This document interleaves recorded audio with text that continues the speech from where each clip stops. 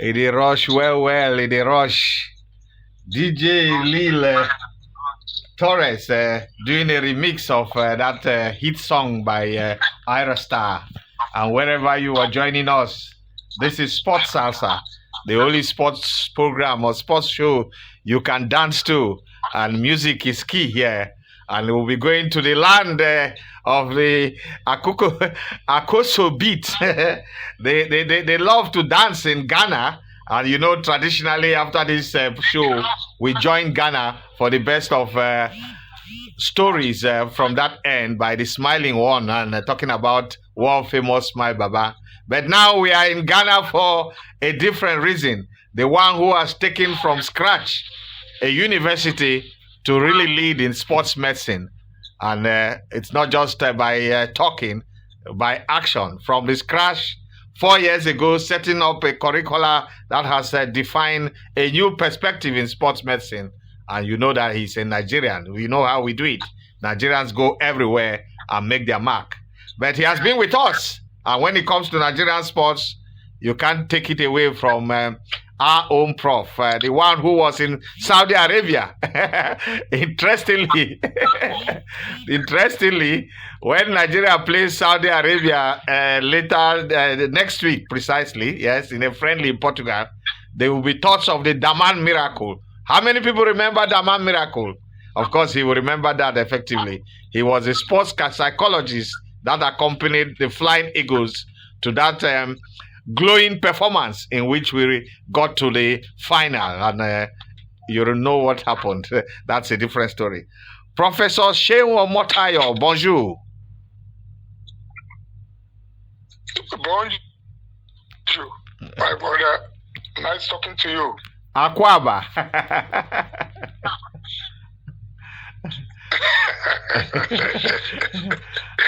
Akwaba, my brother. How is Ghana this morning? Where are you in Ghana precisely? I am in the Volta region of Ghana, in a town called Ho. The spelling of the town is H-O. H-O. Ho. About 3 hours away from Accra, the capital of Ghana. Yes, I like that name. Ho. So it sounds funny.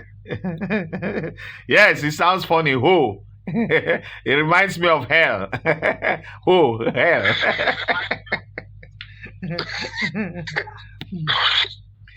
So how is the weather there this morning? Is it raining or is it dry? Is it good?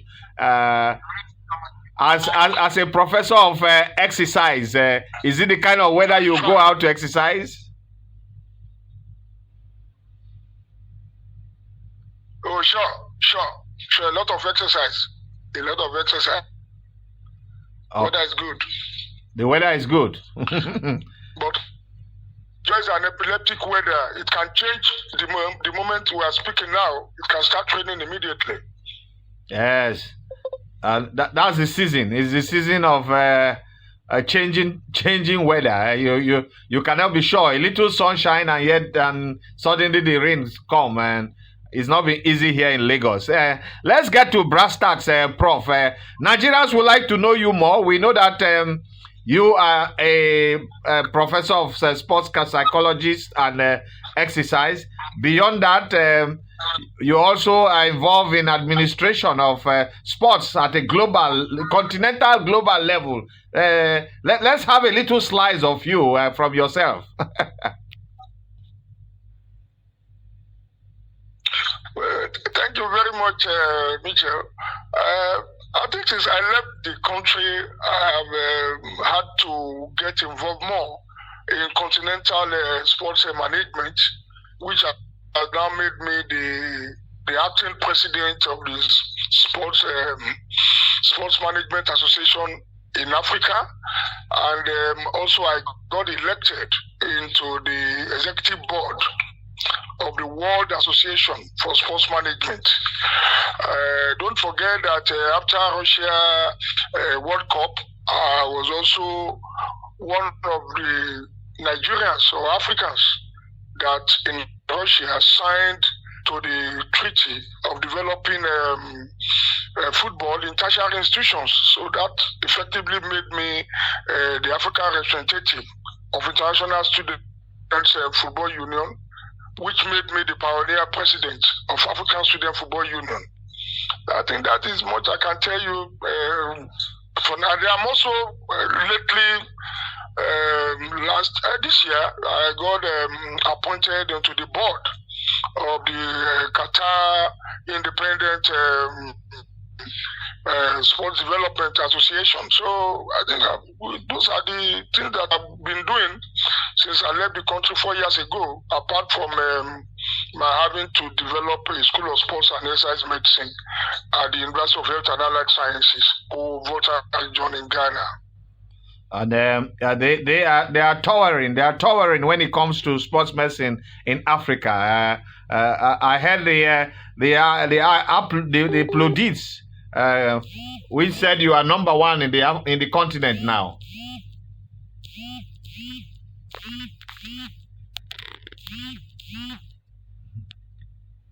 Okay, we are having maybe from who the connection is not too sweet, but we'll get the professor back.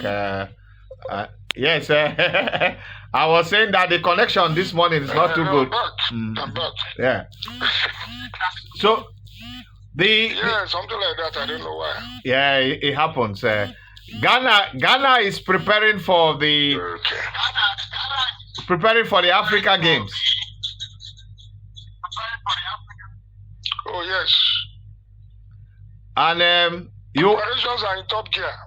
Are you sure they will get it right with the timing this time? They've said March 2024. It was supposed to be held this year, and they moved it to next year, the Olympic year. And what suggests that they are ready? They could be ready by March. Well, from what is on ground, I think they are determined. The country is determined to host the games as scheduled, because certain approvals have been given for events leading up to the games. One of the events is the 13th African Games Scientific Congress, which have been approved to go ahead. And that is usually a preceding event to games of mega events of this nature. Yes. And I can also report that a lot of technical meetings are going on. And people are coming from Uganda, from Kenya, South Africa to Ghana for such meetings. So that gives an impression that Ghana is ready to host as scheduled. And the interesting part of it is that the Ghanaians are taking the major facilities of the games to the university. That to me tells us of a strategic attempt to carry sports where it matters and where sports can find a good breeding ground. Yes, I agree with you. I can tell you what they plan to do in Ghana is going to be, if they implement what they have in mind, then it's going to be an example for other countries in Africa to emulate. Because the whole sports city that is being developed is planned to be turned into industrial sports development. But I think shortage of fund has come in to belittle that ambition.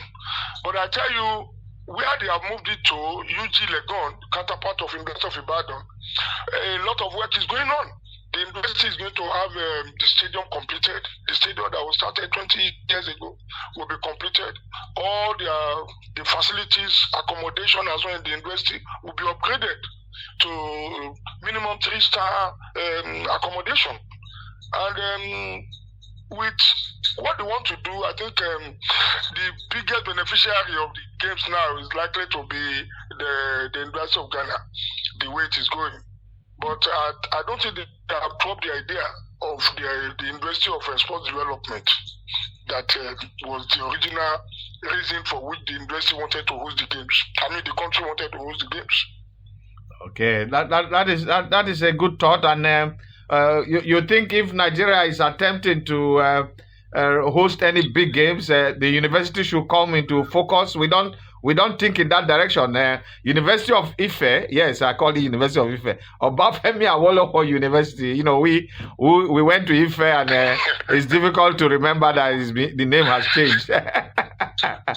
They are hosting the West Africa Games in December, and I can't understand, the suddenness. 2 months, just 2 months to host the West African University Games. You are in the Ivory Tower. How do you think they can really get this one on?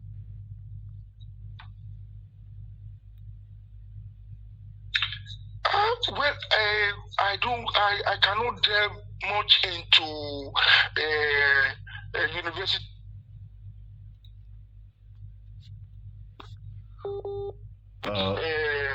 I know the president of. I know the president of WAFO is a pragmatic person, and I'm sure they must have looked at Ife as one university that will be able to deliver in December. Also, Ife, was built as a city on its own. Yeah. Chief Obafemi Awolowo. And I think that is one university that can take on such a challenge within a very short period. So I don't have a doubt in my mind as to the ability of that university to host the West African University Games. I'm sure they will represent Nigeria well. They will represent Nigeria well. We always do, even independent of